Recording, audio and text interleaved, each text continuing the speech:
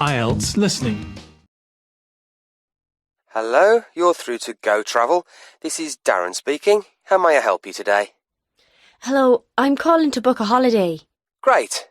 May I take your name, please? Yes, it's Greaves, Anna Greaves. Is that G-R-E... No, Grieves. And Anna is with double N. Right. Thank you, Anna.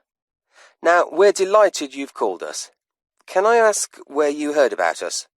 It was your advertisement in one of the magazines. Was it Holiday World? Oh, yes, that's the one. Good, thank you. It's useful to know. Of course. And did you have a particular holiday in mind, or was it a general inquiry? I think I've chosen. I like the look of the one with the code FT4551. The right destination and the prices seem reasonable. Right. Now, was it for yourself only, or... Oh no, I want to go with a couple of friends, so there'd be 3 of us going. OK.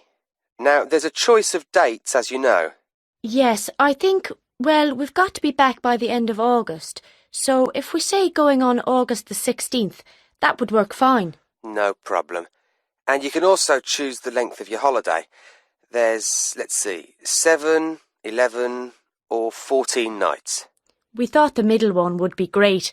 Longer would be nice, of course, but... Maybe next year. Yes. And you do need to have insurance. Uh-huh. We've 3 levels, Standard, Super and Super Plus. Standard seems a bit basic. Let's say Super. That should be sufficient. Fine. Well, that's all good so far, and the availability's OK. Have you looked through the list of options? They're in the advertisement. I have, and I've got the list here. Some of them do seem a good idea. Which ones would you like to take? In terms of the hotel, the offer of picnic lunches, we'd leave that. We'd rather go to cafes. I think a balcony for the room is a must. It's so nice to sit out, enjoying the view. Oh, yes.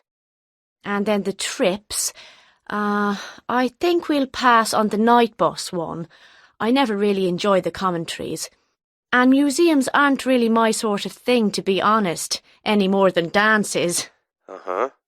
But I like practical things, so I think the demonstration of local arts could be fun. Yes, I would think so.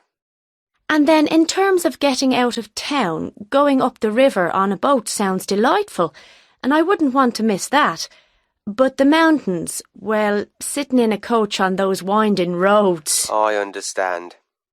OK, well, that's all I need for the booking at this point. Just a few details for you, and then we'll check the payment. Section 2. I'm very pleased to have this opportunity to tell you something about the Run Well charity and the work we do. I'll give a brief overview of what we do, and I hope you may be able to help, and then there'll be time for questions at the end. Runwell's founder, Mike Hughes, took up long-distance running in 1987, raising money by doing sponsored half marathons, and in 1992 established the charity as we know it today. By 1997, the runs were being filmed by local TV, and today they appear on national TV every year. All the funds collected by Runwell go to the hospital, with the idea that those fit enough to run use their energy to assist the provision of people who are unwell for whatever reason. Now, if you want to race, and I assume that's why many of you are here, let me explain a couple of the basics. Races are run by teams, so you need to form and register a team. What you wear to run in is up to you, and I know some teams come up with some pretty wacky ideas. We have a standard design for your numbers, which we ask you to reproduce. So you make them up according to that standard. We don't want to spend valuable funds on doing that ourselves. Now, the race is run as a kind of relay, so while you won't actually compete side by side, we do recommend that you train as a group. This helps to optimise performance and build team spirit. It will also give you a fair idea of how much you need to eat and drink over the race distance. This is clearly essential for an effective performance, so please make sure you come along to the race with sufficient food and drink. Again, we don't spend money on providing that, but you do need to keep yourself going for the 20-kilometre course. The course goes through the town, then out through Highfield Park, concluding in the main square, where the applauding spectators will be ready to greet you. There are many different prizes, including oldest runner, youngest runner, team with the most sponsorship, team with the best costume. That one's donated by Zoom Fashions. The Mayor will introduce the Minister for Health, who will hand over each prize to the winners, and then the hospital president will make a short speech. OK, that's the big race. But I know there are many people who don't feel they are up to running a 20-kilometre race, but who would nevertheless like to raise money for Run Well. Over the years, we've had experience of many ways of trying to collect money, some very successful, others less so. Now, of course, 20 kilometres is too far for children to run, but there was a sponsored swimming event at the local school last year, and that did very well. People have also tried to organise food-based events, such as selling homemade cakes and bread and so on at the market. And there was a large picnic arranged in Forbright Gardens, although these events failed to justify the efforts put into them, though I'm sure they were very tasty. These days, so many people are out at work all day that going from house to collect money isn't very effective. But it is possible to raise useful funds by selling small promotional items, such as badges with the Run Well motif on them. We're currently checking to see if postcards, perhaps showing the race's winners each year, might also be a good idea or not.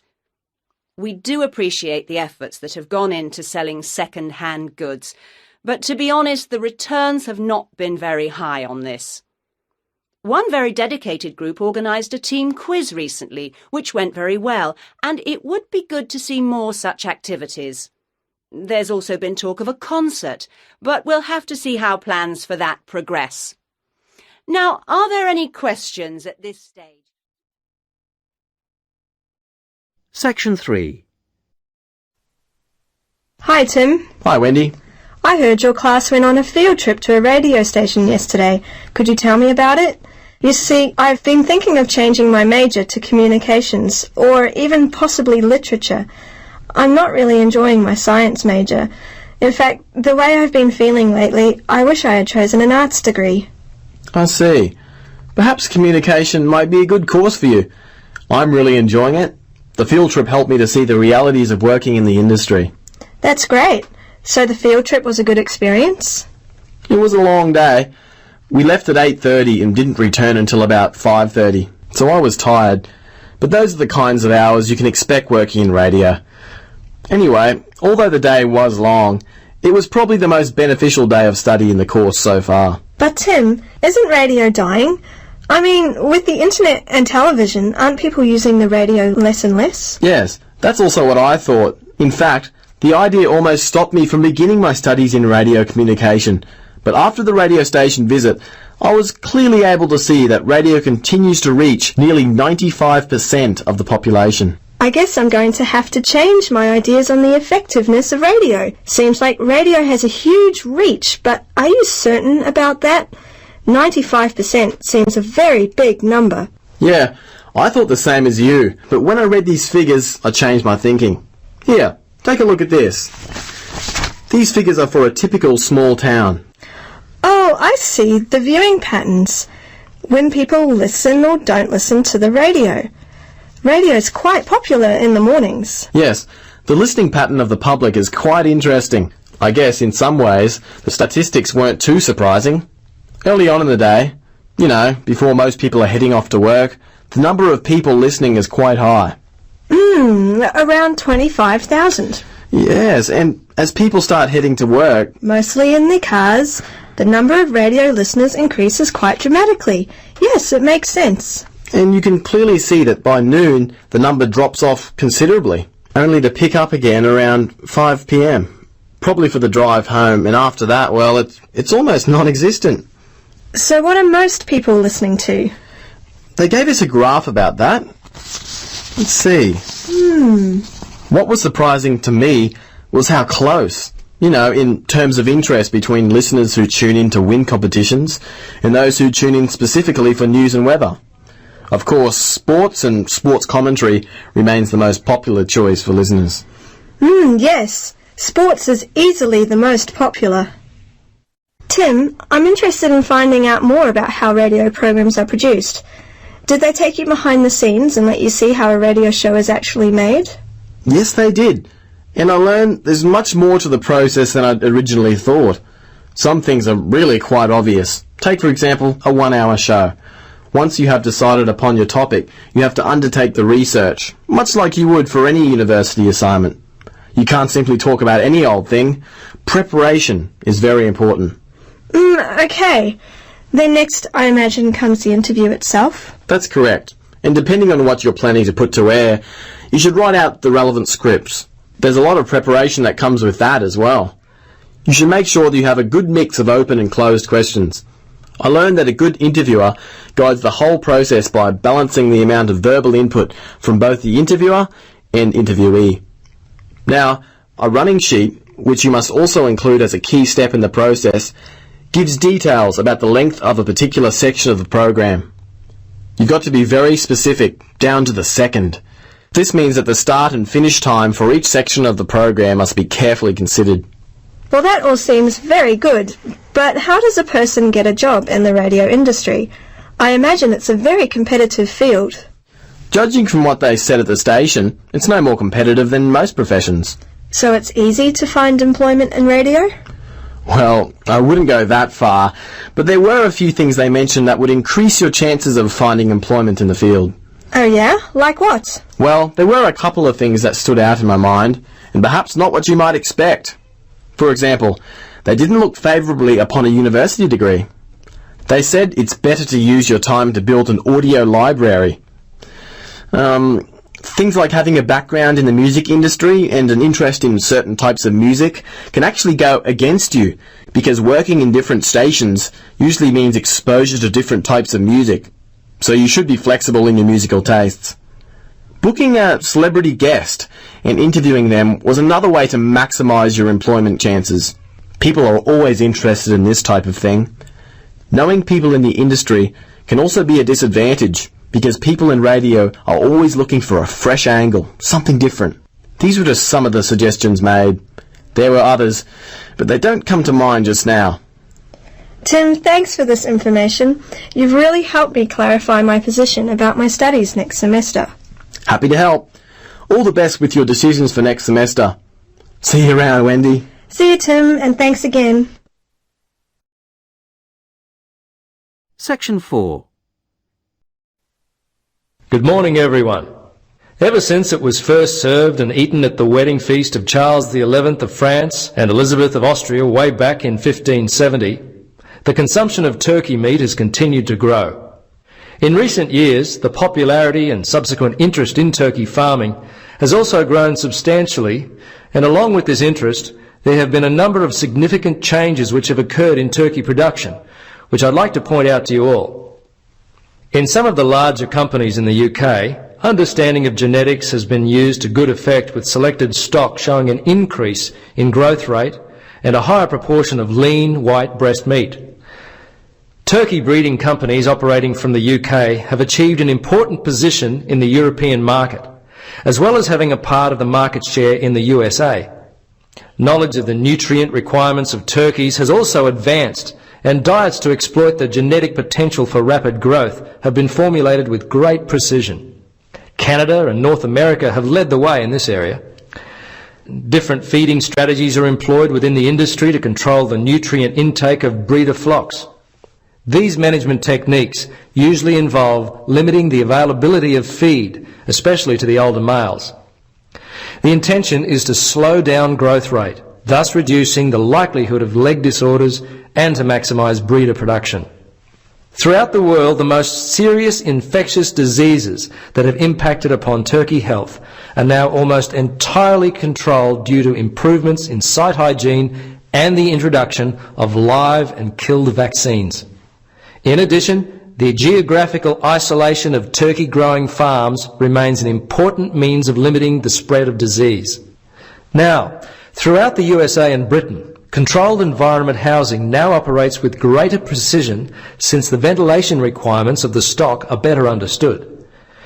Approximately 90% of the birds in the UK, for example, are produced in large flocks on commercial sites which require precise control of temperature. Feeding and drinking systems have been increasingly mechanised in order to improve efficiency and to ensure that the birds receive adequate fresh feed and water. Equipment such as artificial lighting is also used to overcome the long winters in some of the more extreme areas of the world. While quite popular early on, a vast majority of turkeys are no longer beak trimmed.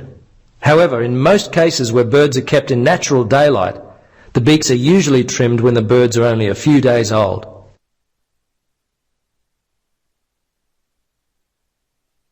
Now, the turkey industry can be divided into three main categories: primary breeders, breeders, and producers. The primary breeders maintain and develop the quality of the genetic stock within the population by selection of the most suitable individuals. Primary breeders sell parent stock to breeders either as hatching eggs or as turkey chicks, which, by the way, are commonly referred to as poults.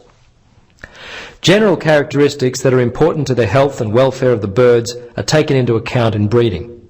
Things such as the ability of the birds to walk without difficulty, reproductive ability, growth and conformation are all key considerations for breeders. Breeders multiply their growing stock by mating parents bought from the primary breeder. A breeder rears the male and female parents from hatching eggs or poults, selecting the best of them to go on to produce fertile eggs from which the growing stock will be hatched. Breeders sell commercial growing stock. Turkey producers can be divided into two groups: relatively large companies whose farms produce turkeys all year round, and relatively small companies and farmers whose farms produce turkeys primarily for the seasonal market. The non-seasonal producers account for approximately 90% of the output of the UK industry and are dominated by three major companies. The seasonal producers account for the remaining approximately 10%. The busiest time of year for producers, large and small, is clearly the October to December quarter.